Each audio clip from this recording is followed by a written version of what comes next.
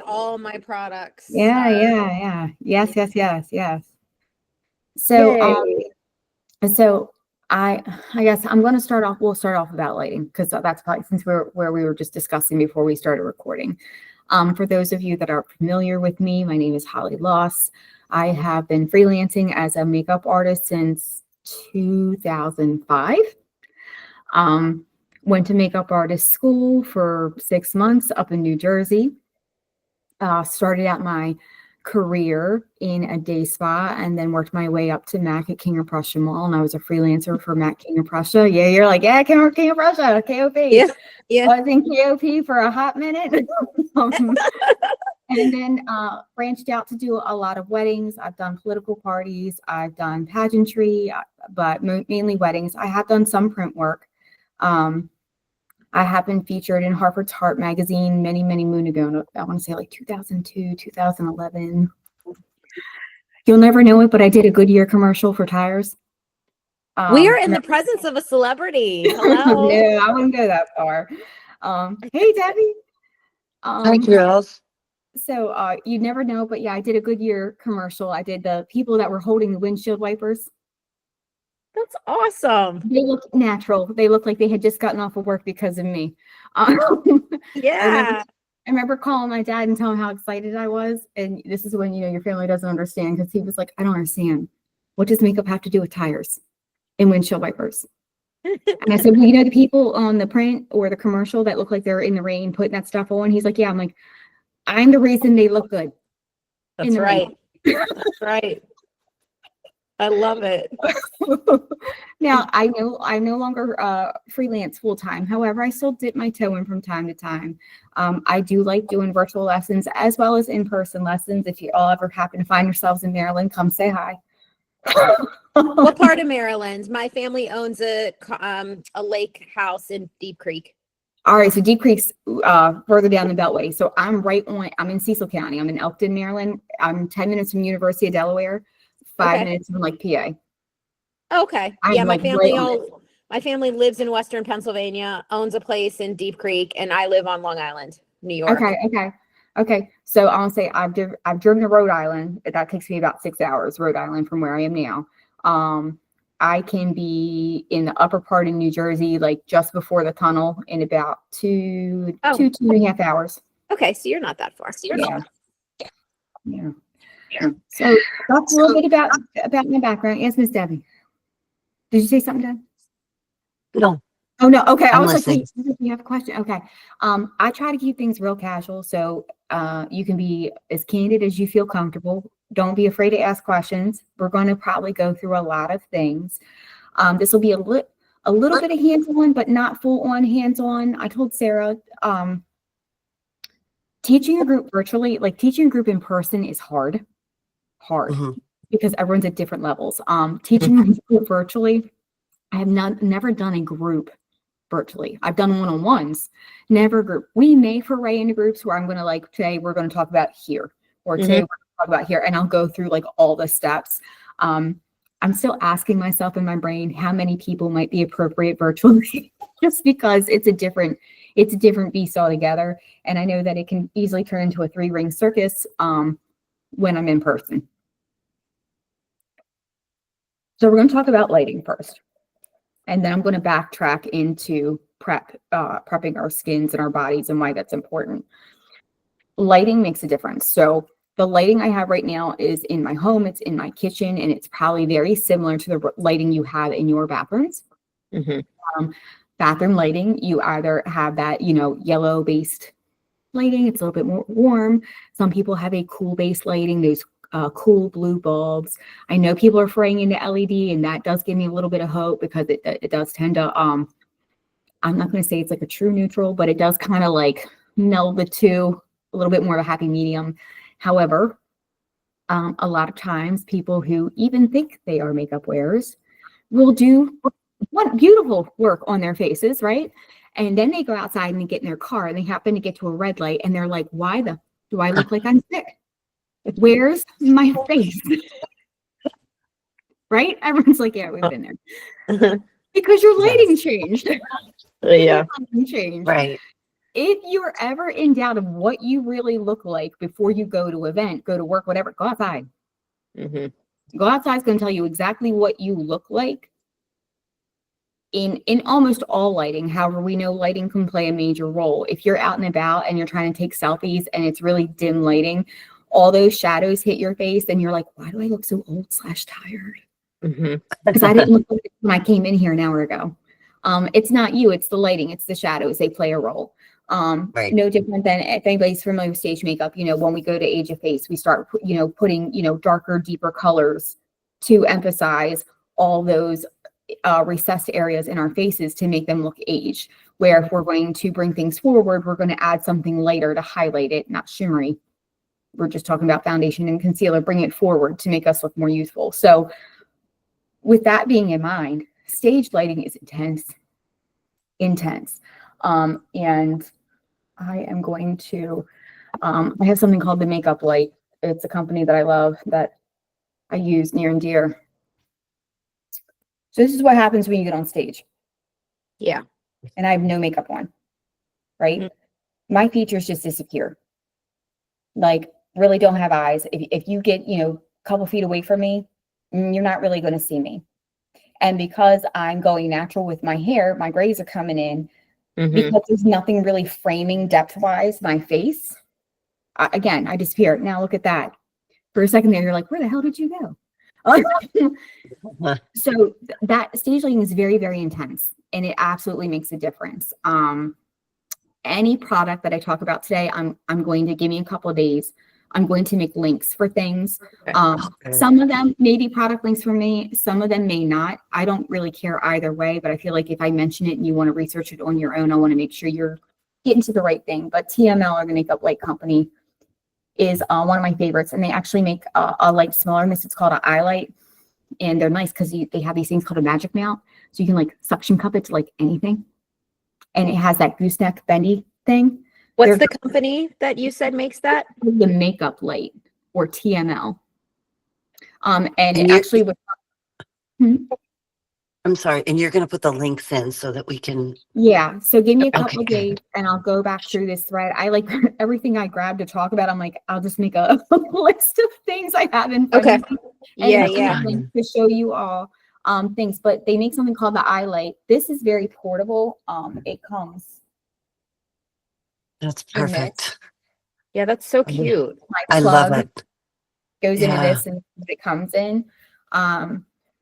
These are nice because you can use them in your house. You can use them when you're competing, especially because a lot of hotels just have really crappy lighting. Even when they upgrade all their bedding and stuff, somehow they don't upgrade their lighting. When I go to a lot of wedding venues, whoever does it's like, we made a bridal suite and it's got shitty lighting. And I'm like, yeah, I travel for work. Right? I'm like, I get into some of the bathrooms and I'm like, I'll go stand by the window with my little compact and do my makeup because it's more flattering. Some of the bathroom lighting is so bad. And a lot of times when you're doing it in bathroom lighting, you feel like your makeup's really dark and intense. People are like, oh, that's borderline scandalous.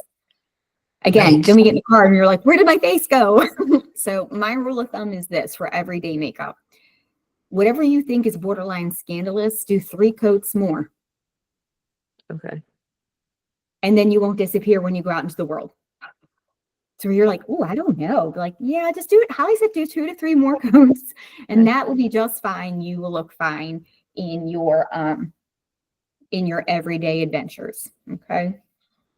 With that being said, hopefully you all, wherever you are in your journeys, are up on your water game, because water is going to make a huge, huge, huge difference in your spray tans and your cosmetic game, whether you're on stage or off stage. So water is key. I always I have 3 kids and I always say they're like, I got a headache. And I'm like, yeah, just because you started drinking an hour ago, that shit started 3 days ago. Let's think backwards, right? Let's think backwards. Be mindful of restricting water when you're getting ready to compete. I know some coaches do it, but it can impact us, not just physically on a biological cellular level, right? It can be dangerous when we manipulate water and sodium. And I know that's a topic for another day. However, it does lead into this. If your skin is dehydrated because you've been depleting yourself for 2 days, your spray tan might wind up being patchy. and your cosmetics may go on patchy. Your spray tan has a chemical in it called DHA, and the DHA is the active ingredient which works with the pH in your skin to turn it a color, right? Some spray tans have like a green undertone. They have come a long way. I mean, we've come a long way from like 1970s spray tan. Like, we're not orange anymore. We're not that green, grayish color anymore. I know that they make like blushing drops and all kinds of things. If you're going to do your own spray tan, I do recommend giving yourselves a couple test rounds to get it right. Don't think like you're just going to figure it out the night before, because then you're going to be all stressed out. It's not impossible. That's the one thing I'm going to pay for. Yeah, I figure if I can do the hair and makeup, I'll pay for the tan. Yes, there's a learning curve to the tanning. And again, And I think, sorry. and I have a again, you want to question. have the right product. What's your question? What you got? Well, it's not really a question, but a recommendation. I highly recommend the venue tanner, because I've been down that road where I've just to save a few bucks, and then I step on the stage and I'm green and everybody else is brown. It's, you know, No thanks. pay the extra money and use the venue's pro tanner, because The only time I'd say maybe beforehand is if you're very, very fair. Like, I'm fair. Like, this is my tan. This is my summer color. Like, so your people that are very fair, that have a lot of pink, are cool.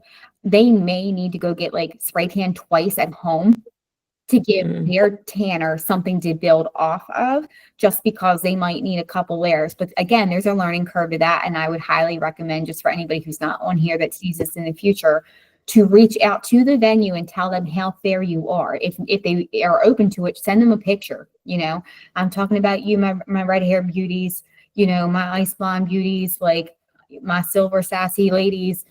If you are fair, you may need a little more oomph to it. However, there's prep and stuff required to that, where they may recommend a product beforehand. I always say, the minute you decide you want to compete, whether you register or not, I would contact that tanning professional, because you don't want to be trying to get Amazon 24 hours and it's not going to arrive in time and it's screwed up the whole time. Don't do it to yourself. We're trying to stay cool, calm, and collected before we go on stage, and that's not going to help. So that's my word of advice on that. I am a big fan of dry brushing. Is anybody familiar with dry brushing? All right. So we know dry brushing is going to just, you know, slough off. You know, you just see like the snowflakes falling off your body before. So I get in a good dry brushing routine. If you're not into dry brushing, you know, dry brush, you can pick them up anywhere. I think I found this one on Amazon. I'll go back through my links. They make huge ones on handles to get your back or whatever, but it is going to help slough off those dead skin cells. It's also stimulating for, you know, your circulation in your body. Some people say it helps with lymphatic drainage. So there's a lot of benefits to dry brushing. Also, it does remind you to slow the F down and take time for yourself. And there's always an added benefit for that. So not only are we getting our bodies ready, but it actually helps soothe the mind, you know, because normally we're just checking all boxes like we are Amazon and just trying to get done. Another thing is before we go into spray tan, is being real mindful of your cuticles. Be real mindful of anything that's super, super dry. I do recommend dry brushing your cuticles before you get a spray tan, especially around your toenails, because the driest skin is going to suck up that DHA, and it is going to tan darker than the rest of you. So my ladies, I need a French, which FYI, judges don't care what color your nails are. However, everybody goes with classic French. I get it. It looks very pretty. However, we tend to look orange here because our cuticles are so dry. So, you know, maybe 2 weeks in advance, start with a cuticle oil. And I know people are like doing a mental list, like, Holly, how many things am I supposed to remember when my brain is on dumb? Because I am just so tired because I'm 2 weeks out from competing. But these are those like self-care rituals that you probably will benefit from. I know it sounds like I'm saying add another thing to your to-do list, but you probably really do need it to take this time for yourself. So again, invest in some cuticle oil, give your toenails and your fingernail cuticles some love. Go ahead and get in the habit of dry brushing them on a regular basis. I do recommend, I think Amazon, I keep these at all sinks in my house. They come in handy. But dry brushing, huge, huge, huge. Also, get yourself a good exfoliating lotion. Cetaphil makes a salicylic acid, very gentle. I have tattoos. It doesn't bother my tattoos. That salicylic acid, you know how we tend to get like suitcase looking on our shins and our elbows and our knees, especially if we're in the gym a lot. It's going to break down that tough skin. Anybody that gets those bumps on the back of their arm, it can help break those down and kind of keep them at bay. When I was younger, I suffered from cystic acne. One of my children has cystic acne. It does help immensely with those breakouts on the shoulders and the chest and the upper back. So it does help because it's just going to break down those skin cells and turn them over faster. And we know that, moisturized skin, non-dry skin, don't look like alligator skin, is going to take that tan really, really well and evenly. So these are the things that we do leading up to our spray tan. Now, whether you go to someone locally or you go get in a spray tan machine or you go and get it done at the venue, you do it by yourself. We want to know that the day that we go to tan, we have absolutely no deodorant, no lotion, no perfume on. Each of those things adds a layer and kind of creates a barrier. So, girls, like back in the 90s, everybody was tanning and they raised their hand and they had that like white armpit and it was glaringly white. If you leave your deodorant on when you go to spray tan, you're going to look like that girl. You're going to be that girl. The nice thing is that if you have someone spray tan you, then those little curves that we tend to get underneath our butt cheeks, that little white spot line, they tend to be able to get that for us. Whereas if we go into a machine, it's not going to do it for us. And we do ourselves, I guarantee you, I don't care how you contort yourself, it's not happening. And if you ask anybody who's never done a tan before on you, they're like, what? What do you mean? And then if everybody's angry and you're arguing and it's just bad. So don't. But they can get all those hard to reach areas. But again, perfumes, lotions, creams, we really want to be mindful of from the neck down, not having any of that on. I know people get concerned because they're like, well, I'm going to be stinky and I'm going to be sweating, blah, blah, blah. No, right before you get your spray tan, get in the shower, use a soap that isn't going to cling to our body. Don't use exfoliant oils or anything like that because you should have been done doing that. The day before that was a cutoff or whenever the tanner told you the cutoff was. They're probably going to give you sometimes they'll give you a little bit of baby powder, like in the creases to keep you from sticking. So that's going to help with the smell. But everybody is in the same boat. Everybody smells. So. Right. Everybody's going to be in the same boat. And after you get done spray tanning, you're all going to smell like spray tan. So it doesn't really matter. It doesn't. So I know people get very self-conscious, but just remember, everyone's going to be down there half naked. And I don't care where you look or how good their poker face is, they are feeling just as insecure as you are. Meanwhile, anybody who sees bodies for a living, we all look at you the same. If I've seen one set of boobs, I've seen them all.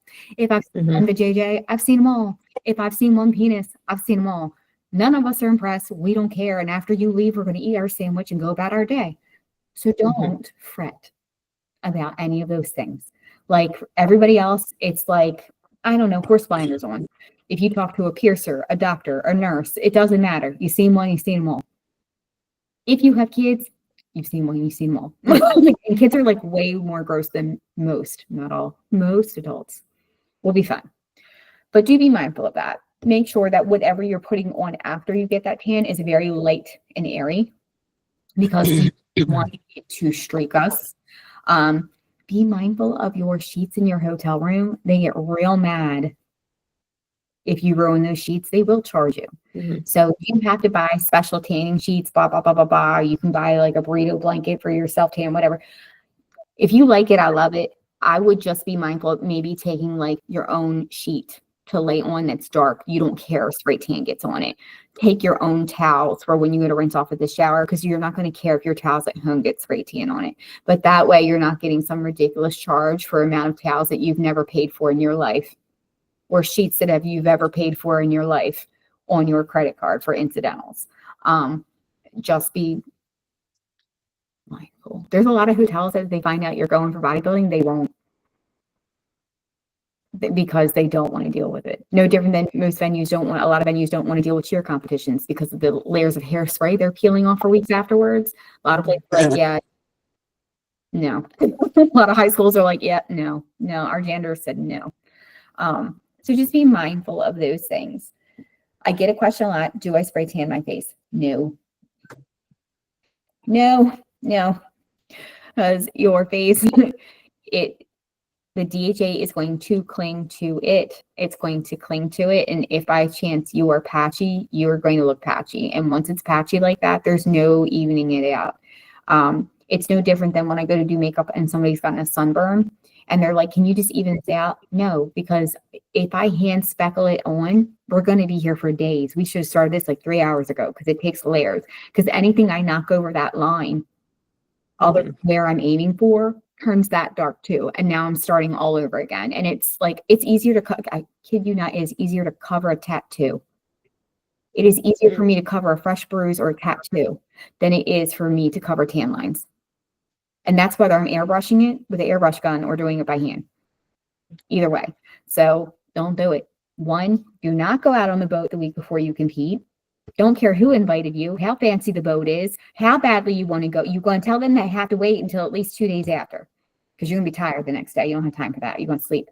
But they're going to have to wait for their boat party. They're going to have to schedule on your competition. Do not get burnt, because if you get burnt, again, it is going to cling. It is going to cling. Now, on stage, it's probably not going to be that noticeable, to be honest with you. But if you pay to get photos, and let's be honest, like whether you get a professional photo package or not, you're going to want people to take photos on you because you've worked so hard. And you're going to be so upset that it's so uneven because of that. And no matter how much I sit and reassure you, or if you just took this and recorded it, this snippet, and played it back for yourself that day, because you can see it, no different than that lighting, because you can see it in your hotel mirror, it's going to knock your confidence when you get on stage. And it doesn't matter how many times I tell you don't worry about it, it'll be in the back of your head, and you don't want to do that to yourself. So we don't spray tan the face. We are going to talk about foundation, how to work that out. You know, definitely wash your face. You can just tell them like, hey, hit me up to my jawline. I would recommend getting to your ears.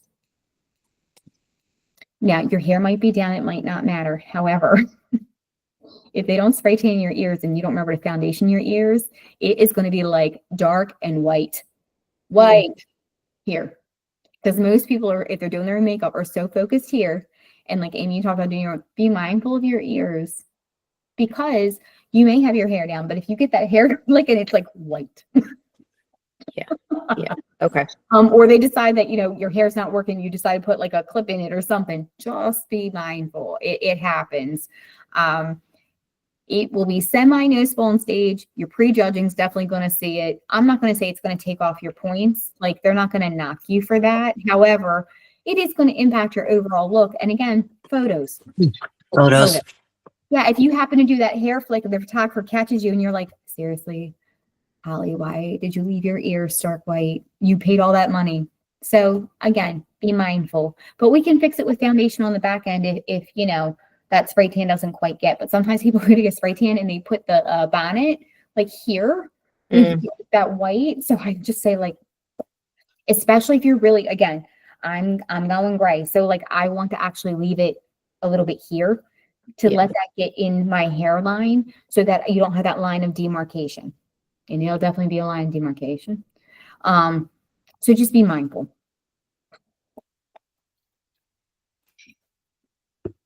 Spray tan post protocol, follow exactly what they say.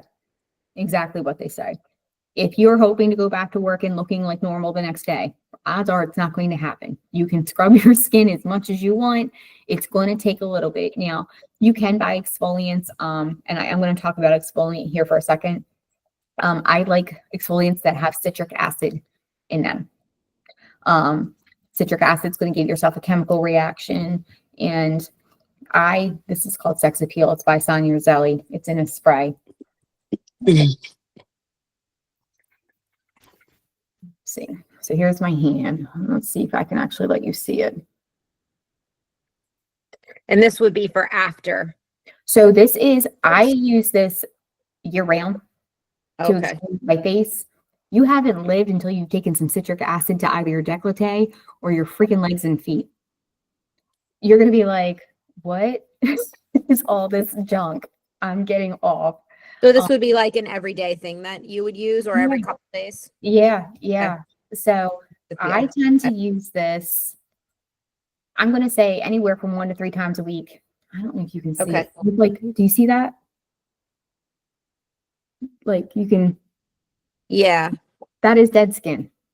Oh, wow. Okay. So I'm like, it's kind of hard to see because again, lighting, but this stuff, and again, it doesn't take much. I'm doing my hand, but that one spray would probably do good portion of my face. So one bottle lets you go for like a long time, but and again, Okay. So it can be body and face? yeah, you can do Okay, great. everything on this. I'm like, this is Okay. hard to see just because of lighting, but like Yeah. it Okay. will take it off. So Okay. oh my goodness, here. Let me see if I can pick up all the skin that I dropped on my counter. And that will get rid of some of the self tan, yeah. the So tanner. I'm like, again, I don't know if you can see, but you can see like some of those balled up things. Almost reminds you of like spirit gum. So, and this you can rinse off with water. You can rinse off like after you do it, use your regular facial cleanser, Okay. and a little bit of water to take it down. The only thing you want to be mindful of is your little facial hairs. Those little facial hairs. If you rub your hand up, how I was just rubbing, if you rub it up and it gets into facial hairs, it is like glue afterwards. You'll be picking them out. Mm. So you want to be mindful of hitting like a back and forth motion, on the face, or being really, really good at making sure you kind of take your fingers and make sure you get any residual off.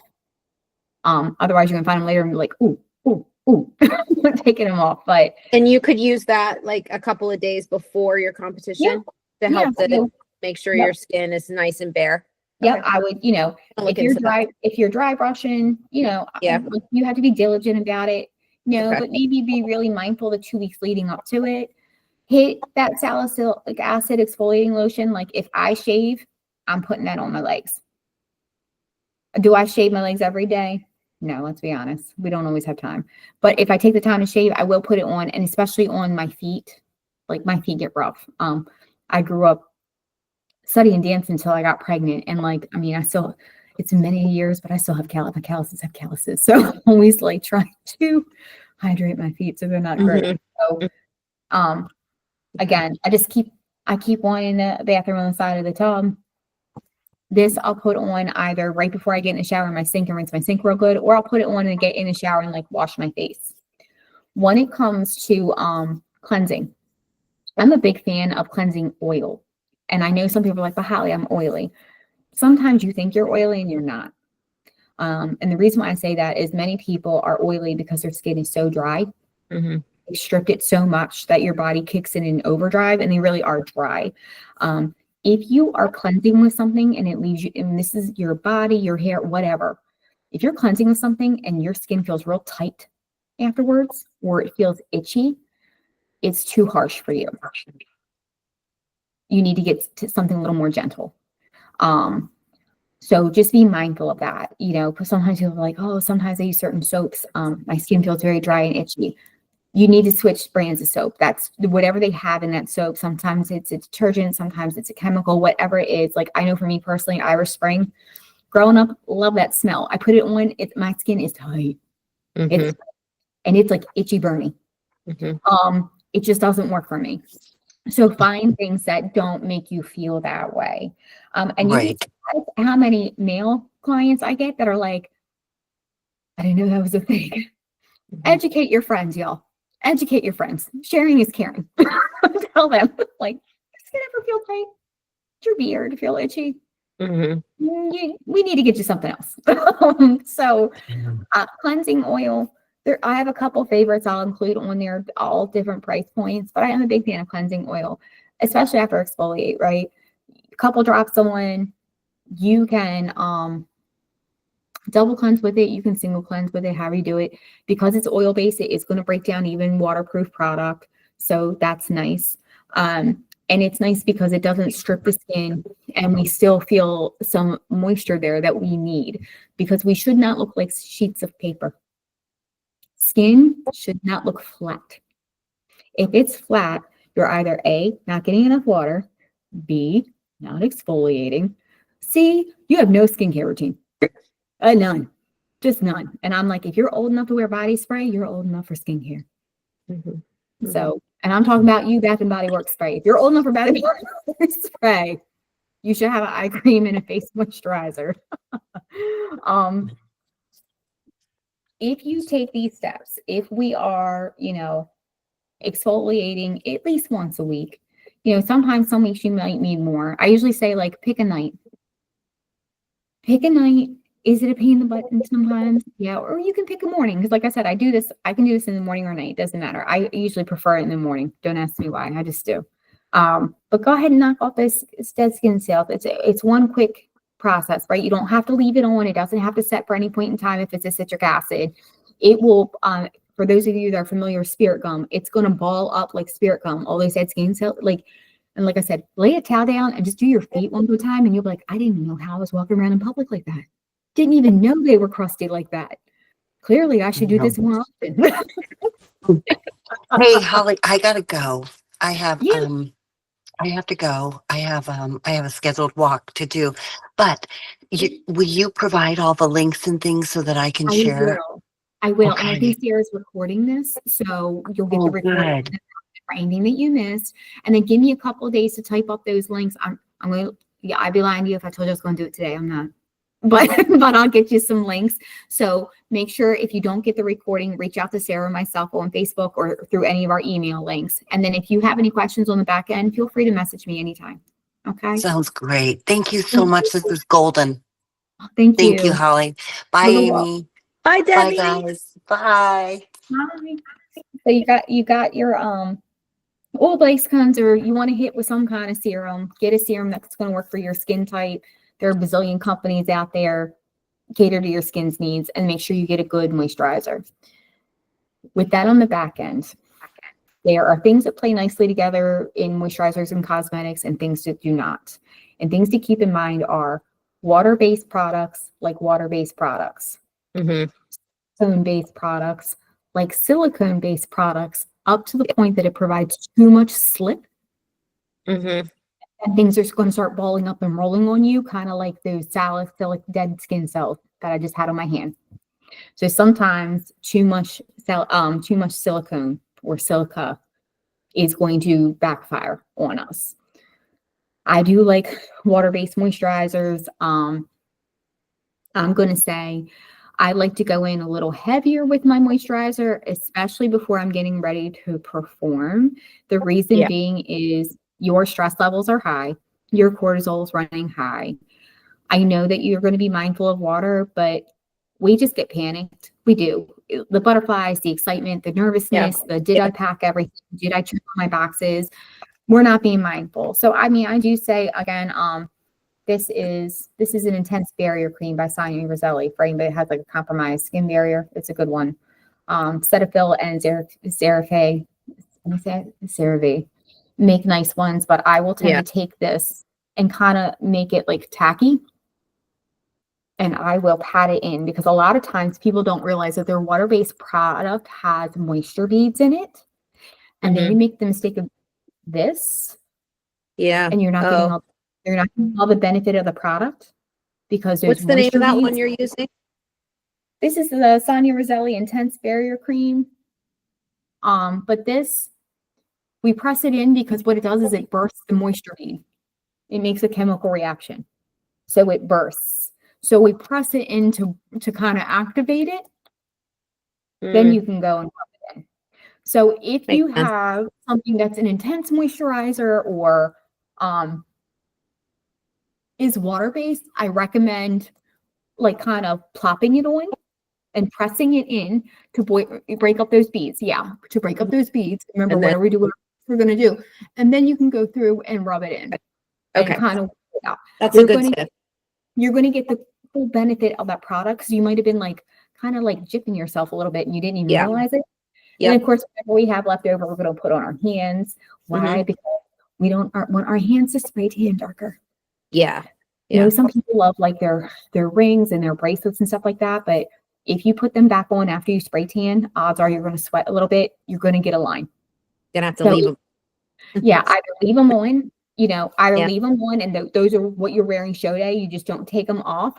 Or, your wedding rings or whatever, or if it's an heirloom, I completely understand if you're at a hotel or something, you won't take it off. The spray tanning isn't going to hurt it. You're not doing it all the time to that piece of jewelry. So you could always, the next morning when you're washing your hands, like, brush it with like a cleaning toothbrush if you want to kind of clean out the prongs.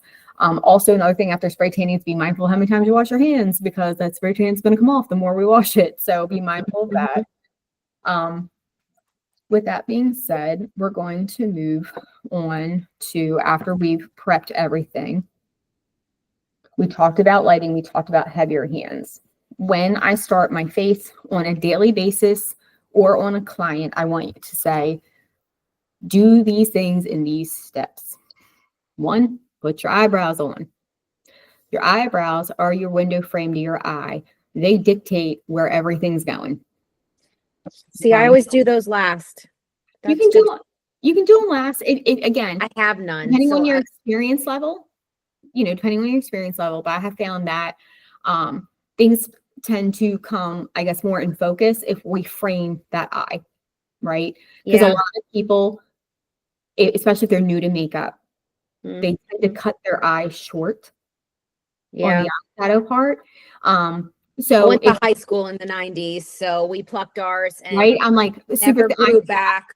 So I punch myself in the face. It's like there's nothing there anymore. This one doesn't grow. My eyebrow was pierced, so this one doesn't grow all the way anymore. Like it's gone. So frustrating. I look at myself. I'm like, what were you thinking, you idiot? It was cool. We were cool. It was like if you had big, like thick eyebrows, you were like, no. You cannot be Brooke Shields. You could not be Brooke Shields in high school. No, and now it's like everyone looks at you and they're like, "Oh, you graduated in the 90s?" It's like, I'm like, thanks. Well, there's certain benchmarks. Baby blue shadow. If your wedding photo has baby blue shadow, they knew exactly how old you were. Yep. When you got married, So when we're doing eyebrows, if we don't have eyebrows, you can grab a eyebrow pencil. You can grab a brush. However, you're going to measure like this. And this is a pen, but same principle. So I'm going to come straight up my nose here, straight up, and I'm going to draw a line here. That's where my eyebrow begins. That's where my natural brow should begin. Come up the other side, natural line here. That's where my eyebrow should begin. The nice thing is if you do this first and there's nothing else on your face, wherever you mess up and drew too much of a line, it's like a magic eraser with your finger. You just do this. You're good, right?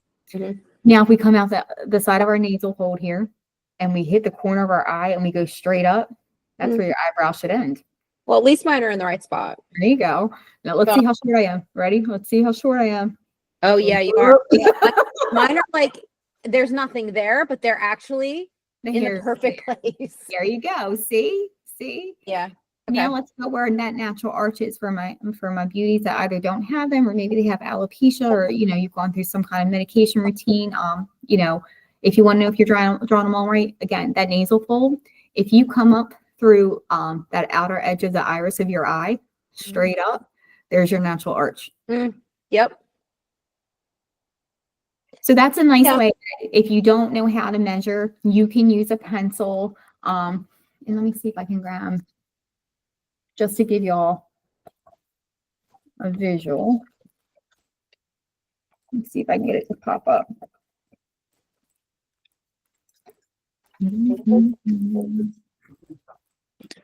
Here we are.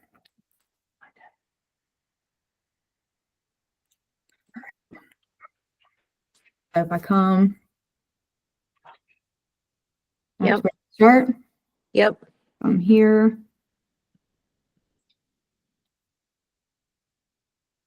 Roughly in there is where I should be ending, and even that tail's a little short. And I'm 45. There's my natural arch. The nice thing is now this gives you a nice place where you can start drawing those hairs in. And you can come over and you can bring down this tail. And then it's like, magic eraser. You can take your finger now that your skin's nice and moisturized. And I just take my finger like this. And it's like all those extra places not there, right? They're not there. So it's nice. I do recommend going in with a little bit heavier hand with the brows. My blonde beauties, my silver and sassies, Viseart, and I'll include a link, makes a wonderful brow trio palette. MAC has an eyeshadow color called Omega. That is usually my go-to. I could even get away, Amy, with Omega on you. Depending on, for like every day, you could probably do an Omega. You might be able to go a little darker. For stage, you might want to go darker, but that's an eyeshadow, you said? It's an eyeshadow by MAC Omega. And then I just use the eyebrow brush. Okay. Yeah. And for eyebrows, if you have barely any brow, probably a combination of a pencil and a pomade. If you do have brow, you know, you could do pencil, pomade, eyeshadow powder, brow powder, Viseart, what is it? Seneca Cosmetics, Viseart. Seneca has a beautiful brow book that can deal with eyeshadows. The same thing with Viseart, but they also sell individuals. And then MAC has Omega. For my ladies that have almost black hair or are African American, I don't like using black eyeshadow. Even the darkest black eyeshadow, like MAC Carbon, is going to look gray on you. I recommend, like, MAC makes a color called Brun. It's Brun. Brun is it's a very dark, deep brown that will give the illusion of without giving you that ashy gray look on your skin. If you use black shadow, it's not going to translate so much up on stage, but when they're doing like pre-judging and when you're taking pictures backstage, it can look that way. And sometimes that gray, depending on the undertone of your skin, especially if you have a lot of red in your skin, can start to look gray-green. It's going to be mindful of how things oxidize, right? So, you know, when things oxidize, oxygen hits it, it's sitting on your skin, it's mixing with the pH of your skin, the oils on your skin, and sometimes things tend to turn color on us. So what looks good initially in that mirror, by the time we get to the car and we're like, what is this? It's because it's had time to oxidize. You've introduced it into a new environment. It's no longer sealed in this tube. It's been hit with the air. It's been hit with your skin pH, your skin flora, you know, all these things. That's why it always blows my mind when people are like, chemical-free makeup. And I'm like, we are made of chemicals as people. Yeah. And to make anything that's not like water, and water is a chemical, like it's going to have something to be something. Something that comes in a tube of something had to come in contact with some type of chemical to grow up to be what it is. Just like we as humans have to come in contact with chemicals to grow up to be who we are. After we do our eyebrows, I move on to my eyes. And the reason why I move on to my eyes is your eyes are usually what takes you the longest in your routine. The reason being is if you do all your foundation and your concealer and all these other things, the minute you go to put eyeshadow on and it drops down here, you are pissed. Yeah. You're pissed. You're trying to pull the powder back off. You're trying to pull mica. Mica is that frosting agent, shimmering agent in your sparkly powders. That mica doesn't want to come off. You're grabbing, like, asking people if they have tape. You're trying to lift it off. Not only are you lifting off the mica, you're lifting off all the work you just did. Right. And you're angry. Then you're trying to go back in and it's starting to probably look a little crepey. And you're upset. So do yourself a favor. Do your eyes. That's where you make the most mess, right? The most mess. Keep a little bit of makeup remover on you and some of those like brown cotton pads, and, you know, take a moment after you're done your eyes and just kind of like press that pad on and kind of lift it off. Lift that cosmetic off. We don't want to swipe it because we don't want to like wipe it down into our nice, clean, moisturized skin, but we can press it and kind of roll it off. And then we can take a dry cotton pad and kind of roll it back over to dab out some of the excess oil. And then we can press in a little bit more eye cream if we need to, if we feel like we've kind of dried that area out before moving on to our application. So after you make your mess with all your eyeshadow and you've cleaned up your mess, then you can go in and do your eyeliner. And then my next thing is this. When I'm doing clients, I prefer to put on their mascara and then their false lash. However, when I'm doing myself, I prefer to put on my false lash, my mascara. Okay. The reason being is when I'm looking at somebody else, by the time I put on their eyeliner, it gives me a ledge that I'm aiming for with that strip or those individuals. And having mascara on means that, again, I've got somewhere to bump that lash up to. When I'm doing my own, my lashes curl up, so then I feel like I'm fighting my lash, trying to get my false lash down in there. Right. So it does make it harder. It does, yeah. I would say lashes are a skill set. A skill set. Strip lashes, they're going to get you through the day. They've made these new cluster lashes that you can anchor like underneath the lash. I actually just got a few to play with. I'm going to play with them, and then I will probably post something that gives like a review. Yeah, I'm so old school. Everybody I use the strip. Yeah, I'm like, I like Ardell. I like Kiss. There's a bazillion lashes. So the first thing we need to take in consideration with lashes is that all lashes do not fit all eye shapes. Your eyes are very either close set, which means they sit closer to here than your hairline, or they are wide set. If we have wide set eyes and like large eyes, and we get those like voluptuous, like on the outer edges, you may look like a little bit like a bug because all the emphasis is now out, right? Where someone who's really close eyes, that emphasis on the edge is going to help balance their face and like pull the illusion of pulling their eyes apart. So we just want to be mindful of how thick, how long, how tapered in certain areas. If somebody has like, you know, very like bulgy eyes, like think Oprah. Oprah Winfrey, she tends to wear very smoky eyes. Why? Because we're pulling that eyelid back in and bringing balance to her face. So when we see Oprah with makeup and without makeup, there's a vast difference. I mean, celebrities in general, but she's just a good one that, you know, if I say the name, people recognize. Like if you Google a picture of her with or without, there is an immense difference. Like her makeup artist is phenomenal. Yeah. The reason why he makes so much money, and he has been with her throughout her career, because he works magic on bringing balance to her face. But when she wears lashes, you'll notice that her lashes tend to be more straightforward, with a lot of the emphasis kind of being in the center and tapering in here and here. There's not a lot of that cat eye looking lash on her, because again, it's all about balance. I'll see if I can find a video that maybe breaks down like lash types for certain eye shapes. I have never come across one yet, but I can't really say that I've spent like hours perusing the internet. But if I can find one, I'll let y'all know. But again, Kiss, Ardell, there's so many different lash companies. There's natural hair fibers, there's synthetic fibers. If you're someone who tends to be very sensitive, I would you know, buy one or two different types and play with it beforehand.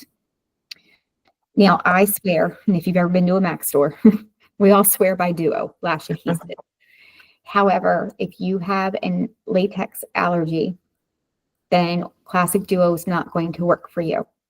Now, some people, I love this when I go to bridal parties, and really anywhere where I do makeup, and I'm like, do you have latex allergy? And I'm like, I don't think so. At this stage in life, you would know if you had a latex allergy. Yeah. Yeah. I like to think so. Band-Aids, doctor's offices, gloves, any kind of PPE equipment. But when in doubt, do a little patch test on your hand. Just put a dab of glue on there. It's going to go on white. It's going to dry clear. If you've never messed with Duo before, if you're familiar with spirit gum, it's kind of the same thing. Like you kind of have to really grab it to break and pull off that bond, and then it will roll up like spirit gum ball on you. The nice thing about Duo is that it is damn near indestructible. The only thing that's going to break this bond is steam. And when I say steam, you're probably safe in a hot tub. I'm talking like you're in an industrial kitchen with your face over a vat of pasta. That would break the adhesive seal. Other than that, your lash, if you put it on correctly, going to stay on. I always say, if you're going to be drinking and you're with somebody and they're not aware and you all have a crazy night, please let them know you're wearing false lashes so you don't have a panic the next morning if there's like a lash on the pillow or on a body part and they're like, you're like, oh, sorry. Be kind to your friends, okay? But even then, I've had clients wake up the next day, wash underneath their eyes, and keep it moving with that false lash. However, strip lashes are meant to be temporary. I'm not going to knock you for like sleeping on it one night, but your eyelashes are there to protect you from dust and debris and stuff. We do not live in these for like, a week. Mm-hmm. They're not made for that. They're meant to be temporary. Your lash, I said, I like to put my eyeliner on first because one, it's going to help hide the seam of the lash, okay? And some lashes come colored, seams, the band comes colored now, but still, I like to hide the seam so that your eyeliner already being on nice and thin, or you can draw it thick however you want to wear it that day, is going to give you an anchor of where to look for to anchor that lash down. You can always go back after the adhesive dries to touch up if you want. If somebody wants a little bit more of an elongated look or a wing or whatever, they can do that. But again, be mindful because that adhesive, if you drag through it, it's going to break the bottom of that lash. You'll know your lash is dry when it's clear because again, that adhesive tends to go on white and dry clear. Let me see if I can. Oh my, now that was done too much. Hold on. Well, when you don't have a tissue, you got Post-it notes, right? Thank goodness for Post-it notes. Let's see if I can get a good.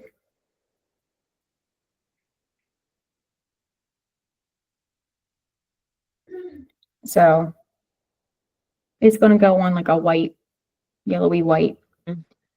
When it dries, it's going to dry clear though. You won't see it. So if you see any kind of coloration in there, you either apply that adhesive a little too thick and it's going to take longer time to dry, or B, it's just not dry. So this is why I say, go ahead and do this part before you do the rest of your face, because much like how I said you made a mess with that eyeshadow, we cleaned it up. When you start to cry and you're angry from putting this on, you're gonna be so pissed that you already did your foundation. If you haven't done your foundation yet, you haven't lost anything. That's why we do this first. This is a part where I say practice makes perfect. I'm going to give Miss Dana Van Brimmer a shout out. She is one of my virtual clients. She came to me prior to one of her shows last year, and we did 2 makeup lessons. And this woman is my poster child for practice makes perfect. She was giving me photos and updates, but she was practicing putting these lashes on. She felt it was very calming to do her own makeup beforehand, kind of help bring her down. But there were certain elements that she wanted to speed up time for. Lashes is one of those things. We definitely want to practice them. To get your lash out of here, never, ever, ever grab it by the hair. Because you're going to bend it. Once you bend it, you can't bend it back. So what you do is you take your thumb or your finger and you thumb it out to break that. Now that I thumbed it out, it's held its shape. Now I'll come back in the camera here. It's held its shape. If by chance your lash doesn't want to hold its shape, grab a makeup brush and you can wrap it around, kind of hold it to rebend it. Now, you can usually get 2 to 3 uses out of a set of false lashes. I say hold on to your case, lay them back in the way they were previously. Don't take off the old adhesive. Let that stay in there to anchor it to that case. The next time you go to use them, thumb them down, pull off the old adhesive and start fresh. When your lash starts to do this, it's done. It doesn't want to be your friend anymore, throw it away. They tend to get limp. Now, if you lose track of your left and right, your inner eye is always going to have the shorter, much shorter bristles. So if you get them mixed up, you can tell. Because even though you have shorter tapered bristles here, they're not going to be as short as what's on the inside. Now, I do recommend doing one at a time, but some people get ahead of themselves. So there's that. 9 times out of 10, this band is too long for your eye. There are very few clients I've had in all my 20 plus years that can take an entire band. because these become naturally tacky. If I go to lay this down, and again, this is really hard to see. If I go to lay this down, the reason why they're tacky is because you can kind of lay it there. Now, if you start to look, and again, my eyelashes are curly. This is too long on me. The outer edge is too long on me. So what I do is I count knots. I know that I need about 3 knots off to fit my eye personally. Everybody's eye is different. So that's when I come in with these cute little, what are they? Sarah, you probably have a pair of these. These little cute store scissors. You see these things? You can get a ton of them on Amazon. I love these damn little scissors.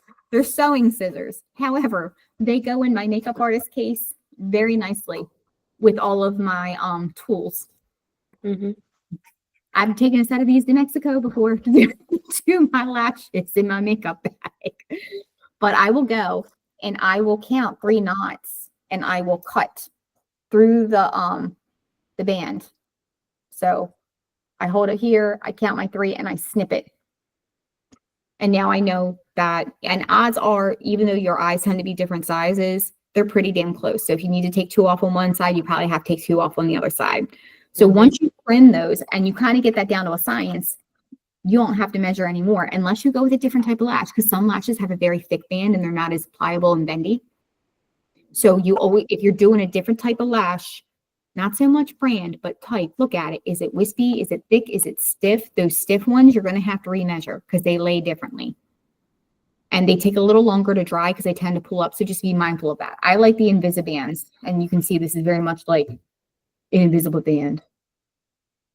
So once I've given that thing a haircut, then I hide my seam.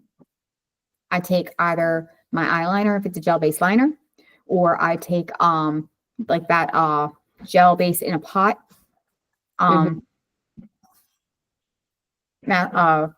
Thing, or you can even take mascara. Oops. And I'm going to hide the seam. So all that white, I'm going to color it. And I'm going to color it the same color with my eyeliner. I prefer black for stage. Because now when I go to anchor it down, see how much darker that is? Let me see if I can find a regular one. When I go to anchor it down, it's going to disappear into my eyeliner. So if I made a boo-boo, you won't be able to tell I made a boo-boo because I have basically made it invisible. Blend in. Your eyeliner or whatever you use tends to dry pretty fast. The next thing you're going to do is you're going to apply your adhesive. Your adhesive, again, I've been doing this a long time. It's not my first rodeo. I will apply straight out of this tube. However, some people go crazy and they squeeze a little too hard and it comes out everywhere. If you grab a Q-tip, put it on the stick of the Q-tip, not the cotton end, the stick. And then you can take your eyelash and run it through that bead of product. Nice and thin. We don't want it running. Now, your instinct is like, this is wet. I got to hurry up and get it on. No. It's wet. And because it's wet, it's not tacky enough to hold on to your eye yet. So you want to give it a couple seconds. So go ahead and run that band through and kind of count to 3, 1 Mississippi, 2 Mississippi, 3 Mississippi. I recommend using a set of tweezers. And I usually, for me, come through on the side. Like I grab them from the side. I very rarely grab them dead on like this. I grab it from the side and I take it, and where I'm trying to land is where my pupil is. I will try to anchor it there. Okay. Right there. That's the first spot I want to touch, because once I get it there and I make sure it's there, and while it's still tacky, you can pick it up and kind of put it back down, right? But once you start sealing down the left and right side from there, that's when it gets hard. It's not impossible, but it does get hard. So once you have it anchored there, then I tend to grab that outer edge, and you want to pull it and pull down. The reason why is if you try to push it straight in, sometimes people get like a kink like this in the lash. And when they open and close their eye, you can see it. You know what I'm talking about? Yeah, you can see it. Yep. If you know, you'll know you put them on right if you go to look up in the mirror and there's no gap. Yeah. So if it just looks like lash and then eyeliner, you're good. If you see lash, a band of something, then your eyeliner, take them off, grab them from the outer edge, peel them in. You shouldn't have to really touch up anything here. However, if you have to touch up your eyeliner, do so. Give it a couple seconds, let it settle down, pull off the old glue, start again. And this is why I say practice and patience go a long way. Now, after you get that outer edge in, you're going to have to work to your inner edge. People tend to have not enough adhesive on their inner edge, and it tends to pop up here. Okay. If I'm doing a lash on somebody else, I usually have them look down and out. And the reason being is when they do that, it flattens this. Makes my life easier. However, when you're doing yourself, you can try to turn your eye to see if it'll flatten, and you can try turning away to see if it'll flatten. If all else fails, grab like a toothpick or like a little disposable like lip gloss brush, something very thin. Go ahead and try to either brush it against your lash line or right on that seam, and then go ahead and anchor it down. And I usually take the butt of my tweezer at this point and I try to push it down and hold it for a couple seconds and kind of go along that line and push. If it starts to pop, you're going to have to fix it. The reason being is these don't look like much, but I can tell you one time in my MAC career, I had a colleague who was going for a lash certification, and I didn't realize that, it's hard to see, but sometimes these bands have these like little flicks of plastic. If you see those, trim them off the ends. The reason being is because when you open and close your eye, it'll actually cut you over the course of 6, 7, 8 hours. It will cut you. Ask me how I know. I had a nice little slice on my eye. All day I kept feeling like my eye was burning. So if it's pinchy, pulley, stabby, it's not anchored on right. If you're watering, like water, and I've only, knock on wood, I've only ever had it one time. I had a client, it was a mother of a bride, and it was like 10 minutes later, her eyes were still watering, and we realized there must have been either something in the adhesive or something in the lash itself. Like, her eyes just would not stop watering. That's why I say try in advance, because you don't want to be there the day of. Her body just didn't like it. Once that is nice and dry, and it won't be dry until you're done doing your face. So do not try to put mascara on right away. Don't. Just leave it be. Let them dry. Okay. We're going to move on to our face. Now, everyone always asks about what shade of foundation. The standard shade I go to is Studio Fix Fluid by MAC. It is a liquid. I know people love Studio Tech, and if you're a 90s girl, you love Studio Tech. However, Studio Tech is a humectant. That means that it pulls moisture in. So like my ladies that live in Florida, my ladies that have a lot of humidity in your air, it is going to draw it in. So if you're a sweater, it's going to be drawing all that moisture into you, right? If there's hot stage lights, it's going to be drawing it in. So can you use Studio Tech? Yes, you have to be really mindful about how you set it, because I know people love it because it's not quite a full coverage, but it does give that like satin finish to the face. You're talking about. I like the Studio Fix Fluid. Yeah, okay. Love Studio Fix Fluid. My standard shade is NW45. However, if you tend to be a dark and lovely, you may need to go darker. You might find that your NW45 works to be as one of your highlight colors or winds up being mixed in.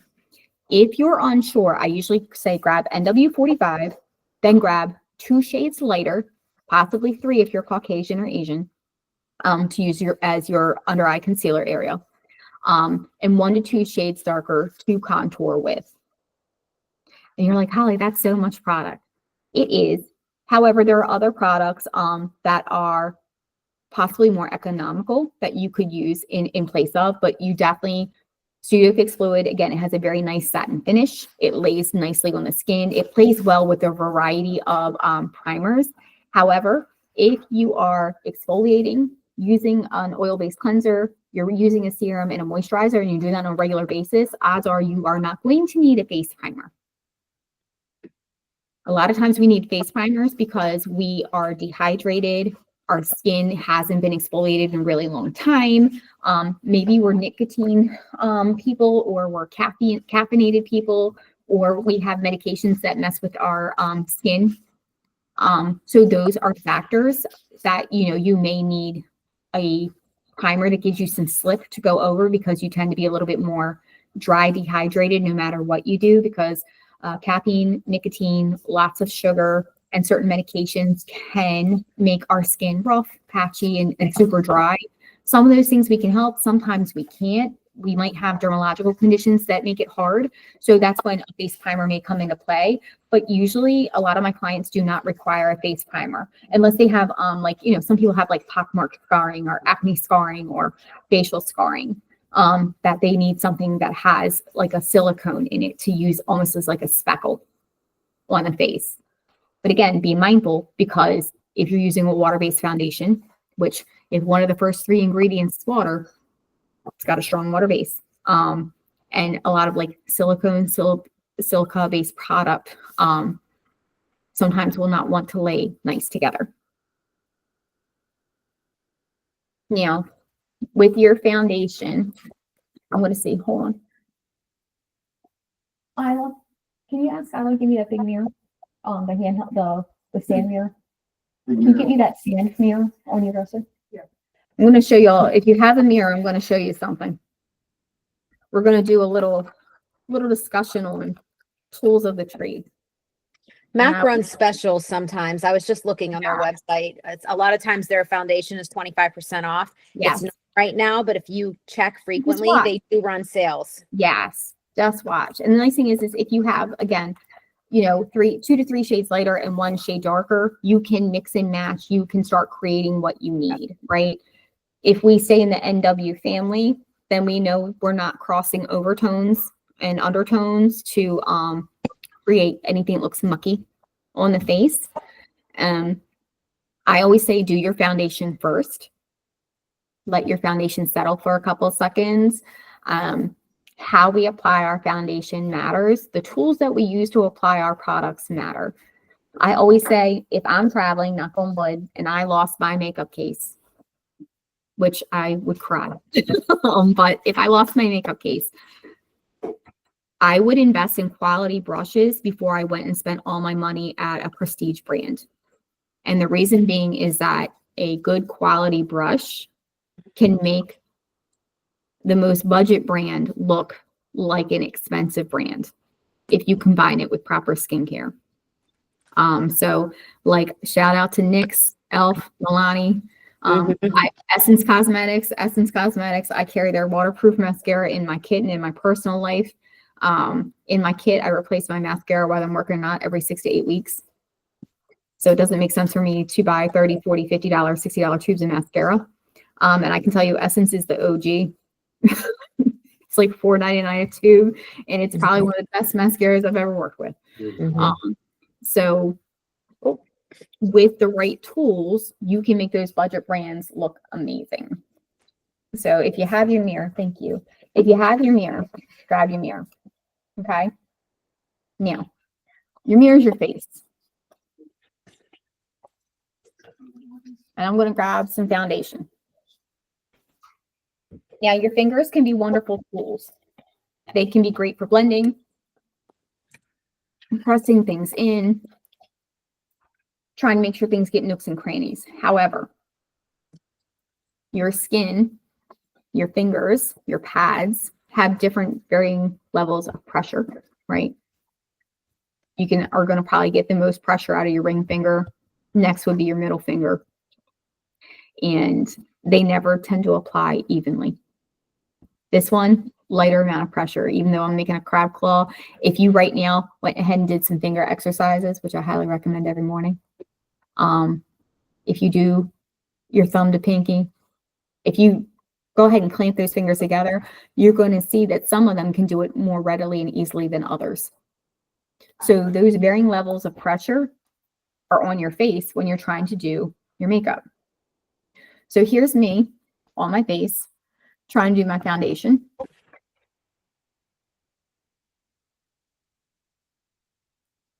Like it's doing okay, but you can see like some areas are looking better than others, right? Like not terrible, but it is kind of streaky. So my ladies that tend to look patchy, streaky, either A, they didn't have their skin prep, or B, they were using their fingers because, again, everything looks, it's like paint, right? When we paint, everything looks great when it's wet. Then they say, hey, you have to wait an amount of time for the paint to dry to decide how many layers you need. And you come back and you're like, this looks streaky. It looks patchy. Makeup's the same thing. It's had time to oxidize. It's now settled into the area it's going to be on.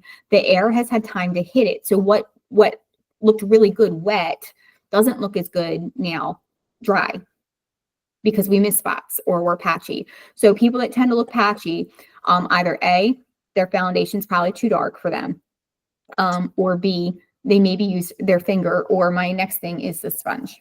I can tell you, I don't use the H word often, but I do hate sponges with a passion.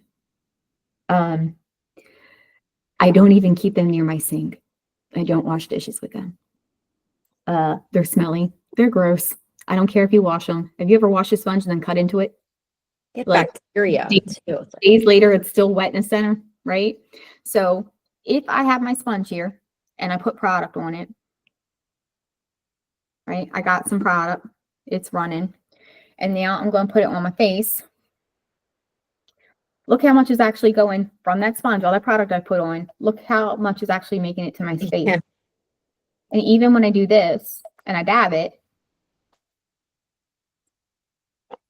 and look how streaky patchy it is. I'll never forget when I worked for Mac, I had people come in because Studio Tech comes with that little sponge puff, which it feels very velvety nice. It's a nice puff, you know. And they've like, I go through this is a waste of money. It's not worth it. Like I go through this makeup so fast. And I'd say, what are you applying it with? Well, with the sponge it comes with. And I'm thinking, like, I hate to tell you this because I work for this company, but do not use that sponge, because the reason why is look how much product went to the sponge. Mm-hmm. You're throwing money away. And this, you know, it's not really getting on your face, so you're just throwing money away. You're never going to get what you paid for out of that bottle of foundation or that thing of concealer. Now, sponges can be great for blending. They can be great for erasing things if you've made a mistake. I know for a while, everybody was applying massive thick layers of foundation that did not match their skin tone. And then they were using a wet sponge. Well, what you're doing is you're breaking down your product. You're introducing water. So if it's a water-based product, all you're doing is thinning it out and shearing it out. So I'm not sure why you would buy a product and then water it down to put it on. If it's a silicone-based product, it's probably like denaturing the chemical makeup of said product if it's still wet. You know, a little bit of moisture on a sponge, like Mac makes Studio Fix, right? I use that and I love it. If you have some fallout, something you need to clean up real quick, a little bit of this on a sponge can be great to kind of like pull it off without messing up all the work that you've done. It can be great to press in areas that tend to, especially as we age, get like crepey, or areas that migrate on our faces. It can be great for, you know, blending in if we're doing a contour. It can be great for those things, but I really wouldn't use it as an application tool. Not if you want to get your money's worth. Then we get into brushes. So brushes are made either with synthetic hair or natural hair. Your natural hair brushes, they're going to be squirrel, sable, ox, pony. There's all different types of hair. I know some people are like, but yes, they are. Mac used to have natural hair brushes and synthetic brushes. If you're going to make an investment, make the investment, one, in your skincare routine, and two, in your brushes. Because like I said, you can make some of those OG products look like $1 million. You can make them look like that Viseart, like that Mac, like that Chanel. You can make it look like that with the right tools and the right applications. So a lot of people want to spend all that budget on color, but the reality is on your everyday life, you wouldn't need as much color if you had a good skincare routine and quality tools. Because a lot of times we add a lot of color and layers to our face because we're trying to hide imperfections, but we can correct those imperfections on the back end. Now, your synthetic brushes, and this is oh my gosh, Mac 190. It's so old. Oh, is it still there? I was like, it's so old, it's almost gone. This one's synthetic. It's nice. It's got a nice tapered paddle, right? These are really great for creams and liquids. I love it for creams. I do have this brush is so old. It's a Sonny Roselli brush. This is a natural hair. It's my favorite. She doesn't even make brushes anymore, but it's one of my favorites. The nice thing is your brushes, hair is hair and synthetic is synthetic. A lot of times what you're paying for is the name. Mm-hmm. You can go to an art section and find a sable brush. And then you can go to Clinique and find a sable brush. And you can go to another thing and find a sable brush. They're all sable brushes. What you're paying for is the marketing and the packaging and the name. Mm-hmm. So if you're going for natural hair, buy yourself a good quality brush. If anybody needs recommendations, by all means, feel free to ask. But I do like a good, what I would call nice and flat here, nice and tapered here. I like to use this on foundation. A little bit goes a long way.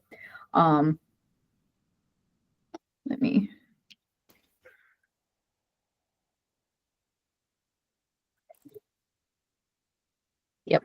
I have that same brush. It just makes a big, it really old, just makes a big difference. And, your brushes, a lot of times, especially on those of us that are 40 and older, I do like to pat. Mm-hmm. I like to pat things on.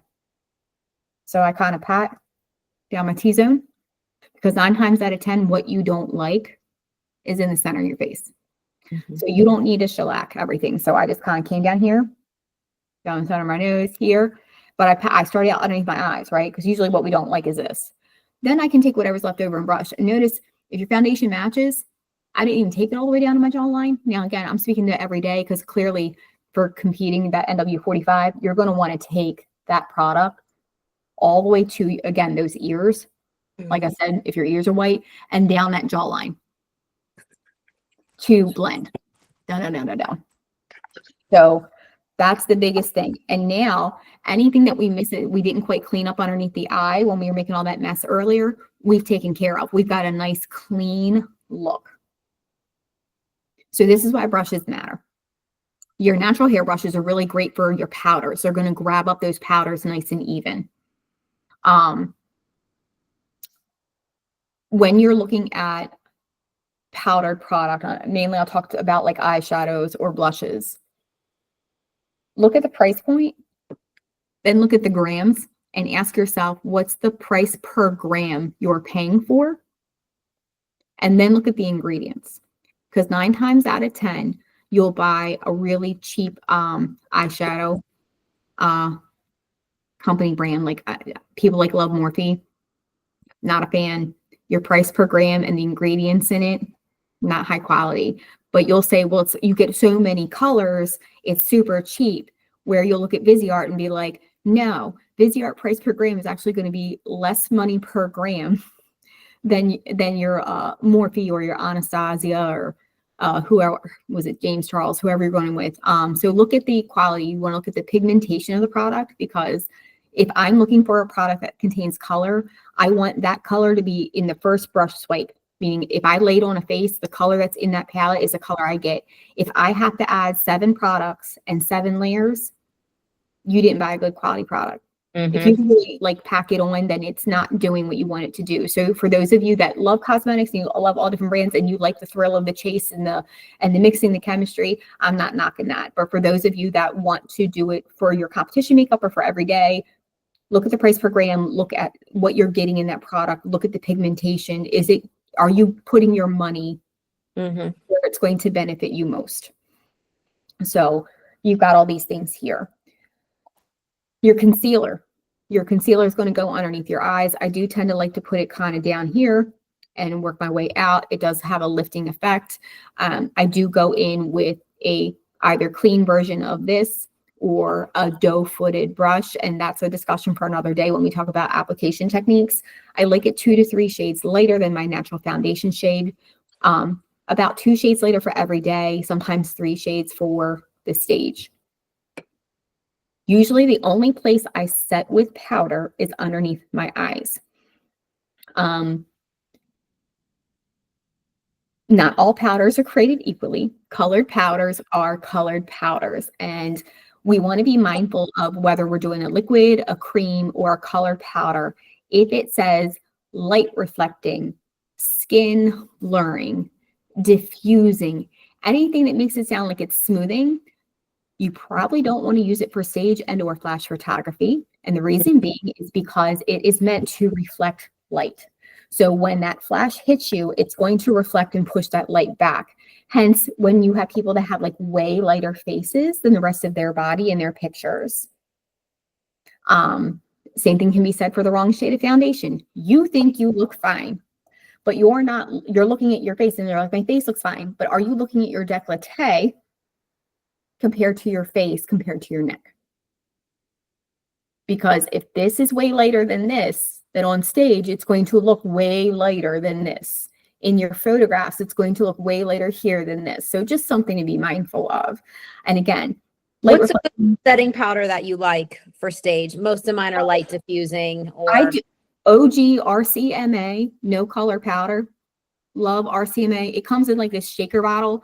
In a bottle, even in my kit, lasts me like forever. No color. RCMA, but no color. No color powder. Like, because I'm going to use it, you know, I'm 45, so I'm starting to show signs of age. So I use it to press underneath my eyes. And that's pretty much the only place I use powder.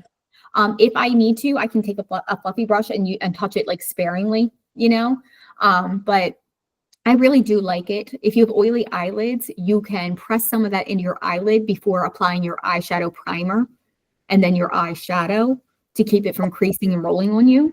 But it really does make a huge, huge difference. I also like, there's RCMA no color powder. There's by Terry. That's a hyaluronic acid powder. I like that because it has a little bit of moisturizing property to it. It's not as drying. And again, a little goes a long, long way because I just use a fluffy eyeshadow brush and kind of just press it in over top of my eyeshadow, in the corners of my eyes. If you tend to stray a little bit on the nose, you know, there. And then I do like, what is this? Givenchy Prism Libre, the Voile Rose, the 03. I like that. This one as well. It's a color correcting brightening powder, but I do like it underneath the eye immensely. And I will usually use a fluffy brush like this to press it in, or a fluffy eyeshadow brush, but this shape is what makes the difference. And I, you know, just take it sparingly and I just kind of press it in here and in the corner. And that's how I keep things from straying. When it comes to blush and being under hot lights and longevity, I do like to lay down like a cream or a gel or a liquid blush first. And then I pack a powder brush over top of it. It just really helps, especially if you tend to be a sweater or very oily. It can really help with just keeping that color on. Be mindful of blush because a lot of people, they don't wear it in their normal everyday lives. So they kind of feel silly putting it on. But there is a reason for it. Like you do want something that's going to give you a little bit of pop because your face tends to get lost with all that spray tan. And now, you know, you can't have all this eyeshadow and then like nothing and then this sparkly bikini. So you're going to need some blush and you're going to need a lip color to balance it out. I say go for a pop of color on those lips again, because your chapsticks, your balms, they're beautiful for every day. Your lip gloss, beautiful for every day. You're going to want something that's like long wearing. And I don't care if it's a long wear lipstick or a long wear lip gloss. I know that a couple of people are coming out with like long wear oils. There's a couple of brands I want to play with, so I'm not going to name them, but you know, I do not sell, what is it? The Senegence Cosmetics, but that Hydromat, I think it's called Hydromat lipstick, but the lip scent stuff, I'm sure if you throw a rock, somebody sells it. Yeah. Yeah, I personally do not. However, I can tell you, I recommend it to all my brides because it is alcohol based. So you need to be mindful of that. It is alcohol based. That's what makes it stay. So it is going to have a little sting to it when you put it on. There is a learning curve on putting it on. No, you do not need the lips remover. Don't just get the color and the gloss or the Hydromat that's all in one. Anything that's oil based is going to remove something that is waterproof. So If you needed to, you could grab some coconut oil, some olive oil, some face cleansing oil. If it's oil, it's going to take it off. It'll break that bond. Is there a cream blush or a liquid blush that you like? So, MAC used to make those cream color bases, and I think they came out with what is a skin finish now. I do still like those. The cream color bases, skin finish. RMS came out with a tube of something. I forget what it's called, but I do like that. And any particular color from MAC in those that you think? I always struggle with blush. I tend to like anything that's kind of like in a berry form. It's one of those things. It's goof proof. You can't really go wrong with it, right? Because if we start straying too pink, and we have a tan on, it may not work for us. If we get too purple, depending on our skin tones, especially my dark and lovelies, it can tend to look like we're bruised. Yeah. Bruising. So I try to go with something that is in that berry family, enough to see, not pale. You could go like neon, like MAC has a couple beautiful like brighter pink cream blushes. Those look, remember that NW45, you're going to want something brighter to pop. Yeah, none of my blushes are going to work. So it might be like atomic neon pink. It might be atomic orange, because some people love beautiful like corals. It might be in that realm, because you're just going to have to explain when you're shopping, like, hey, I'm doing bodybuilding competition. Just for reference, NW45 is going to be roughly my skin tone. If you walk into MAC and tell them NW45, they're going to know exactly where to get you. Yeah, they're pretty good. Especially at a store, I find that at the store, they have it together way more than a counter at Nordstrom. Yeah. I like to go to the stores. So again, if you go into a MAC and like, I'm not saying you can't go to other companies, just this is a company that years and years, I worked for, and we are highly trained. And back before having an inclusive foundation range was a thing, they had it. They also work in the theatrical space and with drag. Yes. And everything that involves lots of makeup and lots of lighting. And I feel like they just kind of know that space better than Estee Lauder, Clinique, Lancome. Clinique, Lancome, again, they make beautiful ranges of products. If one company had it all, there would only be one cosmetic company. Yeah. Right? Yeah. I'll be the first person to tell you, I don't like MAC mascara.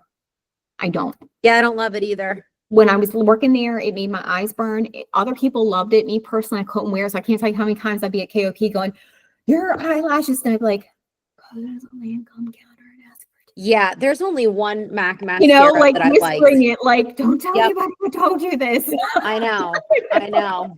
And I feel like I've tried them all too. I used to do that when I worked for Clinique too. People would come over and ask for something. I'm like, it ain't here. Go over to Bobbi Brown. Yeah, I'm like, have that.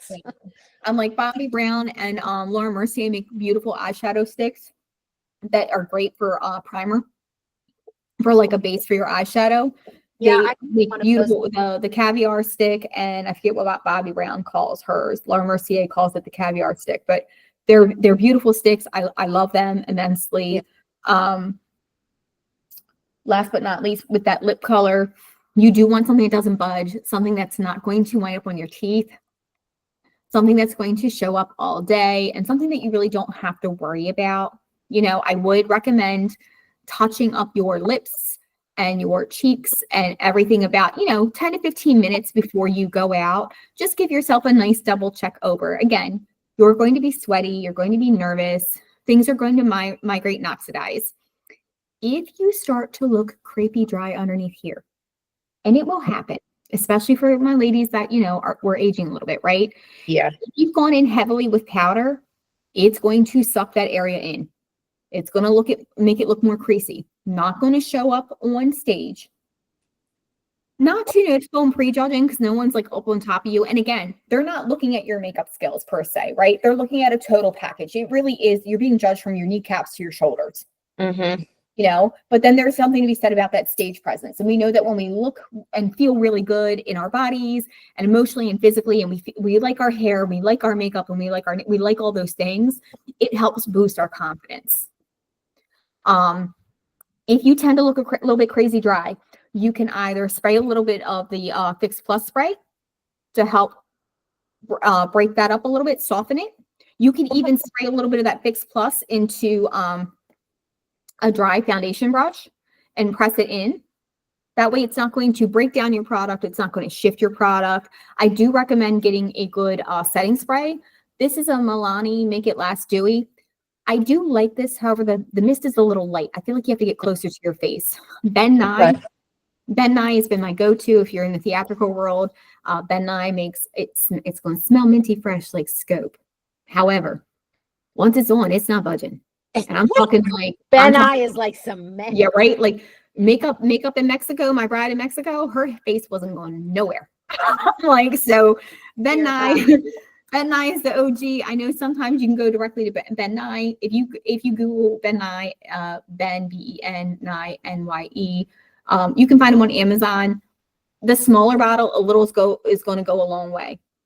Now, at the end of the day, you are going to want to take all this stuff off. Again, that's where your oil cleanser comes in.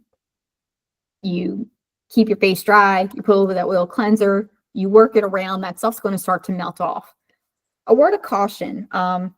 Anybody who's 1970s, baby blue shadow era, many of them come to me now and they say, my lashes, they broke off. They're brittle. They don't exist anymore.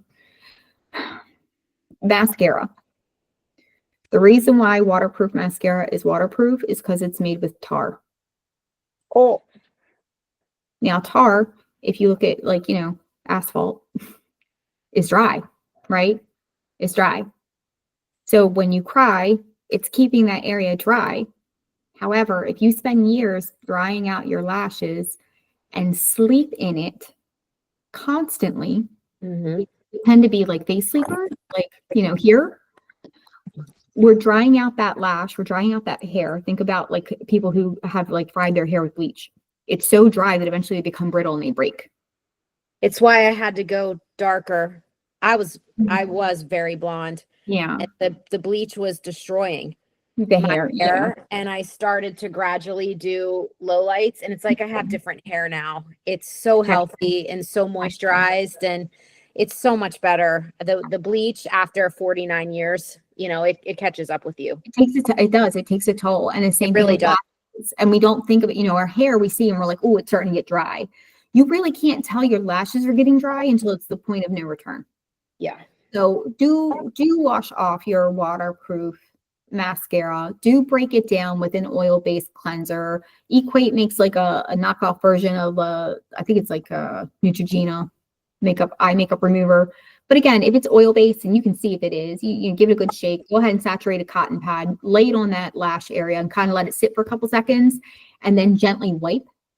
Don't scrub. Gently wipe down, your lash. It's going to break it up. Those that are very sensitive to mascaras, if waterproof is not your jam or your eye tear or eye water, I would recommend trying a tubing mascara. A tubing mascara does just that. The product actually tubes your lash. It encapsulates. Oh my goodness, Holly. Encapsulates that lash in a tube. Now, this is the part where it gets a little weird. When you go to wash it off, you literally can go like this. It's so weird. Tubes and they're all over the bottom of the bathtub. Yes. You're like, what is that? It actually looks like mouse turds. It does. But the tubing mascara, if you have sensitive eyes or like really brittle lashes, or you just can't tolerate certain formulations, give tubing mascara a try. I can't say that I found a brand that I'm like, it's the best brand of all the tubing mascara, but I can recommend a couple different ones for you to try. But give those a go. If all else fails, old-fashioned cake mascara, which you can go to like Graftobian, also a theatrical company, or Ben Nye, and it comes in, it's going to look like a cream shadow, right? But it's a cake, and you can actually grab a brush and actually brush the cake mascara into your lashes. That's fun. Yeah, so I try different formulations. There's so much more. And I also say, just because a product is labeled one thing doesn't mean it can't be another. So if you have an eyeshadow and you're like, this would be a cool blush, do it. If you have a cool blush and you're like, this is make an eyeshadow, do it. If it's a cream product, put it on your lips, cheeks, and eyes. Just because it's labeled one thing doesn't mean it doesn't have multiple uses. Just because it's labeled eyebrow something something doesn't mean you can't use it to contour your face or use it as eyeshadow. So I always say, if you want to get more bang for your buck, look at one product and ask yourself, how many uses can I get out of this? How many areas? Is it my eyebrow color viable as a contour color? It may be. Give it a go. Yeah. But for the sake of time, because I know I've taken us all way over, I could go on for days. We may do some one-on-one sessions in the future where we just kind of break down how-to application methods, but I would love that. Because I don't know how to do highlighter. Okay. I don't know how to do contouring. Okay. That's one thing that I would find so helpful because I feel like there's such an art form to it. And I've watched tutorials and videos, but I think having somebody to actually, you know, in real time do it would be so helpful. Okay. Is there anything else besides highlight and contouring? Mostly I think that one. Eyes, I think the rest I'm pretty comfortable with, but again, I'm more advanced than other people. So, and even as an advanced person, the contouring is something that I don't know, do it. It just feels like I'm trying too hard. I look like a Kardashian. I'm like, no. And I have some great products and stuff, but don't know cream versus powder versus liquid can make a big difference. How you're blending it and the direction you're blending it in can make a big difference. Placement makes a big difference. No, there's definitely an art form for it, because there's some people where I'm like, that contouring so good, it looks natural, but it's like my eye knows, right? And you're like, yeah, that's what I learned. You know, like, and then other people, you're like, ooh, you look like a coloring book. Yeah, you tried way too hard. You're not doing a photo shoot. You're at the office. Like, yeah, I should see like sharp angles. Yes. In your face. Yeah. But thank you. Shout out to Miss Debbie who was with us earlier. Shout out to Amy for joining me today. I appreciate you all for coming. I appreciate you. Thank you so much. This was fantastic. Hey, if you get a chance, if you think about it, give us a shout out on one of the Facebook pages. Let us know what you thought about today. I would appreciate that so much. I know Sarah would too. Give me a couple of days and I'll get some product links out, because I'm going to have to watch through this video for everything like I talked about. So I make sure I'm hitting all the things. And don't be a stranger if you see me on the internet land, okay? Thank you so much, ladies. Thank you. Have a wonderful day. You too. Bye-bye. Yay. I messed up.